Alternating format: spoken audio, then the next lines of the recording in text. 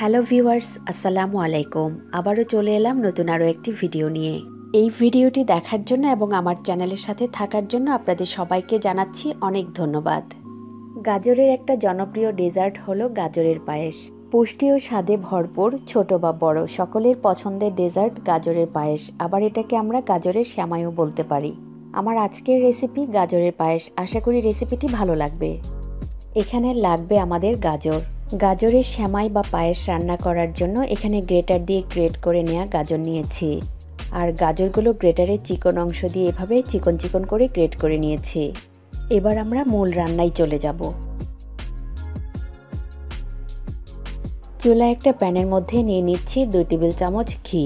আর এই গাজরের পায়েসটা কিন্তু ঘি দিয়ে করতে হবে, তেল দিয়ে কিন্তু একদমই ভালো হবে না। আর যদি ঘি না থাকে তাহলে বাটার দিয়েও করা যাবে। এবার এই ঘিয়ের মধ্যে দিয়ে দিচ্ছি 1 টেবিল চামচ কিশমিশ, কয়েকটা কাজু বাদাম আর কয়েকটা কাঠবাদাম কুচি করে দিয়ে দিচ্ছি। এবার নেড়ে চেড়ে কিশমিশ আর বাদামগুলো হালকা করে একটু ভেজে নিতে হবে।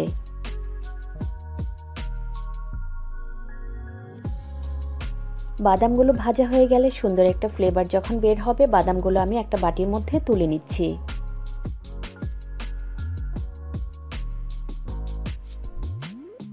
এবার এই ঘিয়ের মধ্যে আগে থেকে গ্রেট করে নেওয়া গাজরগুলো দিয়ে দিচ্ছি।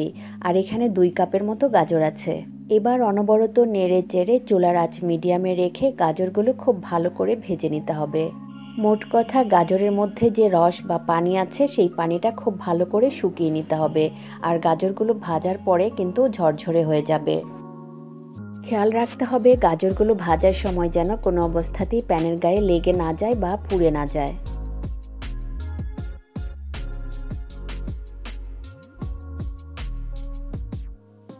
ভাজা হয়ে গেলে গাজর থেকে সুন্দর একটা ফ্লেভার বের হবে। আর গাজরটা যখন ভাজা হয়ে যাবে দেখতে অনেকটা শ্যামাইয়ের মতো লাগবে। আমার এখানে গাজরগুলো ভাজা হয়ে গেছে। এবার আমি চুলা থেকে নামিয়ে নিচ্ছি। এবার পায়েসের জন্য দুধ জাল করে নিতে হবে। আমি এখানে 1.5 লিটার দুধ আগে থেকেই জাল করে অর্ধেক করে নিয়েছি। মানে 6 কাপ দুধ আমি জাল করে প্রায় 3 কাপের মতো করে নিয়েছি। গাজরের পায়েসটা রান্না করার জন্য এখানে আমাদের ঘন দুধ লাগবে। আমি এখানে তরল দুধ জাল করে ঘন করে নিয়েছি। আপনারা চাইলে গুঁড়া দুধ দিয়েও এই রান্নাটা করতে পারেন। এবার এই দুধের মধ্যে আগে থেকে ঘিয়ে ভেজে রাখা গাজরগুলো দিয়ে দিব।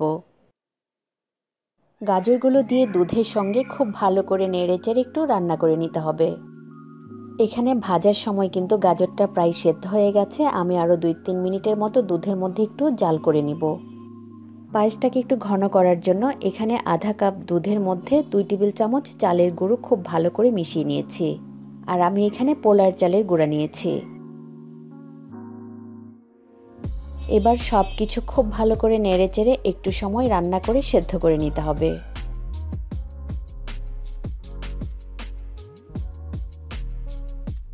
গাজর যখন ভালো করে সেদ্ধ হয়ে যাবে, এবার এখানে দিয়ে দিতে হবে চিনি। আমি এখানে আধা কাপের চেয়ে একটু কম চিনি দিচ্ছি।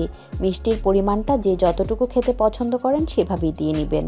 এছাড়া গাজর কিন্তু এমনিতেই একটু মিষ্টি থাকে। আর দুধ যেহেতু এখানে খুব ভালো করে জাল করে ঘন করে নিয়েছি, দুধ জাল হওয়ার পর কিন্তু একটু মিষ্টি ভাব চলে আসে।